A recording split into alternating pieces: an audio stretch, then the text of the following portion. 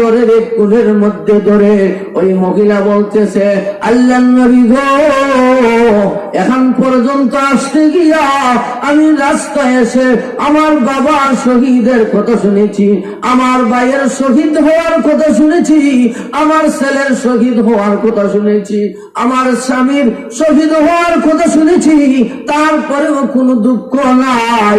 আপনার চেহারা দেখিয়া আমার পিছনের সমস্ত দুঃখ কষ্ট আমি ভুলে গিয়েছি। ওই মহিলা প্রমাণ করে দিলেন, নিজের স্বামীর চাইতে, নিজের সন্তানের চাইতে, নিজের বাবার চাইতে, নিজের ভাইয়ের চাইতে ওই মহিলা আল্লাহর নবীকে বেশি ভালোবাসে। প্রমাণ করে দিয়েছেন দুনিয়ার সব কিছুর চাইতে আল্লাহর নবীকে তারা ভালোবাসেন। সাহাবীরা আল্লাহ রসুলকে কেমন ভালোবাসেন চিন্তা করে দেখেন। হযরত আবু বকর